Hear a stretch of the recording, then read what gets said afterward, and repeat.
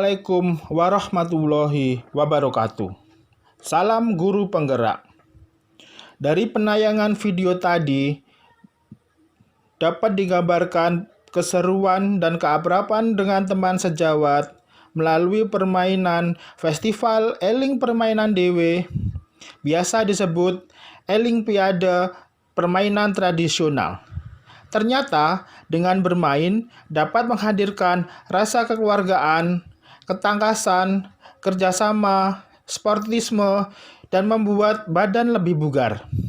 Oleh karena itu, izinkan saya, Boni Sugara Said, calon guru penggerak dari SMKN 2 Mojokerto, Jawa Timur, untuk mempresentasikan implementasi pemikiran Ki Hajar Dewantara dalam konteks sosial-kultural di Kota Mojokerto, Jawa Timur. 5 pokok pemikiran Ki Hajar Dewantara.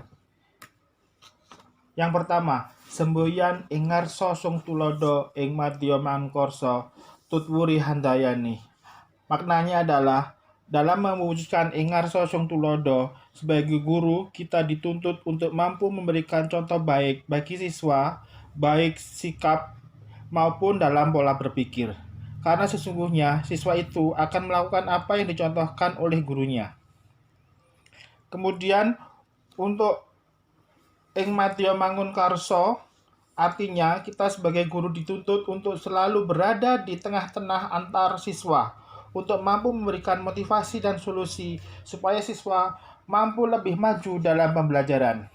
Kemudian tutwuri handayani, artinya di belakang kita dituntut untuk memberi dorongan atau mendorong siswa agar tetap berada dalam jalur kodratnya. Pemikiran yang kedua adalah perbedaan pendidikan dan pengajaran. Pendidikan, menurut Ki Hajar Dewantara, pengajaran merupakan bagian dari pendidikan. Pengajaran merupakan proses pendidikan dalam memberi ilmu atau berfaedah untuk kecakapan hidup anak secara lahir dan batin. Sedangkan pendidikan adalah memberi tuntunan terhadap segala kekuatan kodrat yang dimiliki anak agar ia mampu mencapai keselamatan dan kebahagiaan yang setinggi-tingginya, baik sebagai seorang manusia maupun sebagai seorang anggota masyarakat. Pemikiran yang ketiga adalah pendidikan bersifat menuntun. Artinya, menurut Ki Hajar Dewantara, pendidikan bertujuan untuk menuntun segala kodrat yang ada pada anak agar mereka dapat mencapai keselamatan dan kebahagiaan yang setinggi-tingginya. Pendidik itu hanya dapat menuntun tumbuh atau hidupnya kekuatan kodrat yang ada pada anak-anak, agar dapat memperbaiki kelakuan hidupnya dan tumbuhnya kekuatan kodrat anak. Yang keempat adalah bermain merupakan kodrat anak. Permainan anak itulah pendidikan. Dalam hal ini, pendidik harus memahami bahwa kodrat anak adalah bermain, sehingga pembelajaran bisa diintegrasikan dengan bermain sambil belajar atau belajar sambil bermain. Sedangkan pemikiran Ki Hajar Dewantara yang terakhir menurut saya adalah budi pekerti. Menurut Ki Hajar Dewantara, budi pekerti atau watak atau karakter merupakan perpaduan antara gerak pikiran, perasaan, dan kehendak atau kemauan sehingga menimbulkan tenaga. Budi pekerti juga dapat diartikan sebagai perpaduan antara cipta, karsa, sehingga menciptakan karya. Diharapkan di sekolah anak-anak bisa mendapatkan pelajaran nilai karakter yang tidak akan mengiring mereka tumbuh menjadi sumber daya manusia yang lebih baik di masa depan. Berikutnya, pemikiran Ki Hajar Dewantara tentang pendidikan anak usia dini. Menurut beliau, bermain adalah tuntutan jiwa anak untuk menuju ke arah kemajuan hidup jasmani maupun rohani, dikutip dari Mimbar Indonesia. Kemudian, pendekatan budaya yang digunakan Ki Hajar Dewantara dalam pendidikan anak usia dini adalah dengan melalui permainan, nyanyian, dongeng, olahraga, sandiwara, bahasa, seni, agama, dan lingkungan alam. Kegiatan seperti permainan tradisional, menembang, bercerita daerah, selain dapat mengembangkan aspek perkembangan, juga memuat pendidikan karakter, karena di dalamnya terdapat banyak pesan moral yang bisa disampaikan kepada anak didik. Seperti terdapat dalam slide berikut ini, adalah beberapa contoh permainan tradisional. Tapi tahukah Anda apakah permainan tradisional itu? Permainan tradisional adalah suatu hasil budaya masyarakat yang telah tumbuh dan hidup hingga sekarang. Permainan peninggalan nenek moyang yang dilakukan dengan sukarela, di mana permainan tersebut dimainkan menggunakan bahasa maupun ciri khas dari daerah tertentu yang harus dilestarikan guna memperkokoh jati diri bangsa. Permainan tradisional menjadikan orang bersifat terampil, ulet, dekatan, tangkas, dan lain sebagainya, serta memiliki manfaat yang baik untuk anak. Adapun manfaat dari permainan tradisional adalah yang pertama, meningkatkan daya kognitif siswa. Bermain tidak hanya terkait dengan kesenangan pada anak. Bermain juga dapat dijadikan wadah untuk melakukan stimulasi kepada anak dengan cara yang menyenangkan. Sebagai contoh, saat bermain bersama anak, kita dapat mengajarkan anak berhitung, menyebutkan kosakata, serta melatih daya ingat anak. Yang kedua, manfaat dari permainan tradisional adalah mengasah komunikasi dan berbahasa. Sejalan dengan poin yang telah dijelaskan sebelumnya, bermain dapat bermanfaat untuk melatih kemampuan komunikasi dan bahasa anak. Saat bermain, kita dapat meminta anak menyebutkan benda-benda yang ia mainkan atau benda-benda di sekitar kita, menyebutkan warna, atau bahkan meminta anak untuk menceritakan imajinasi permainannya. Ini akan mengasah kemampuan komunikasi dan berbahasa anak. Selanjutnya, manfaat yang ketiga adalah keterampilan sosial dan berempati. Fungsi bermain bersama orang lain atau teman sebaya dapat melatih kemampuan sosial anak dalam hal berinteraksi dan berempati. Main bersama teman atau orang tua misalnya, dengan membaca cerita dapat menjadi sarana pendidikan moral. Kita bisa menyelipkan pesan moral untuk melatih empati anak. Selanjutnya, manfaat permainan tradisional yang keempat adalah mengasah gerak psikomotorik.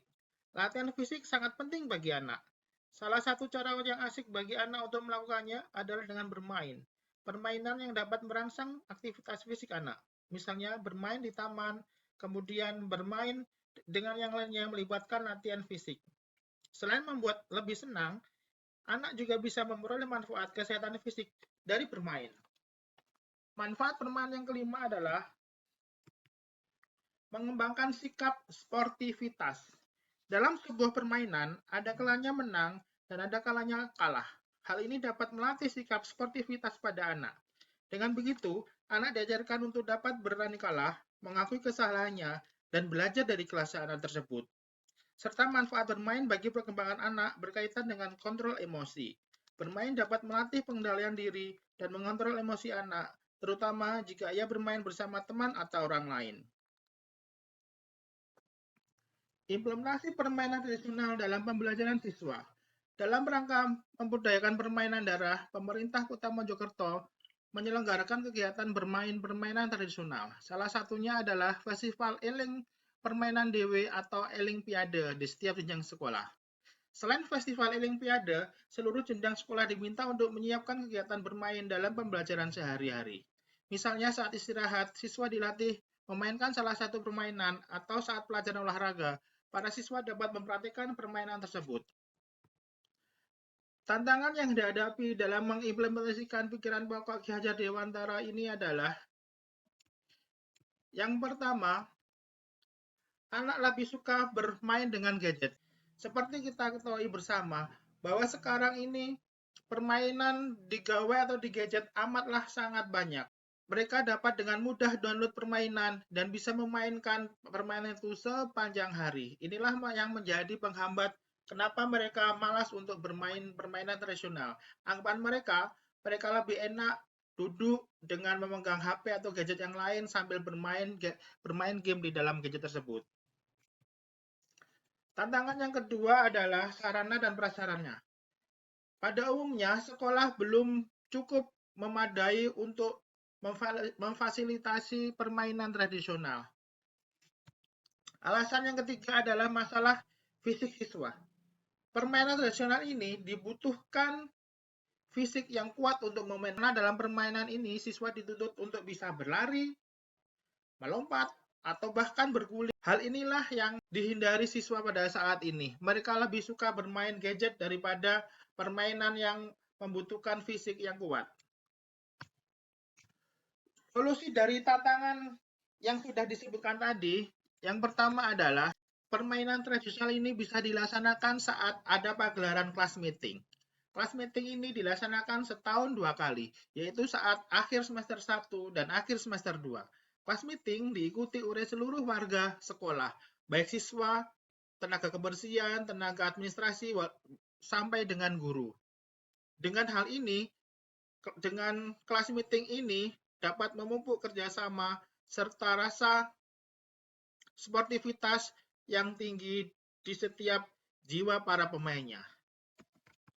Solusi yang kedua adalah dengan diadakannya perlombaan atau festival untuk memperingati Hari Kemerdekaan 17 Agustus.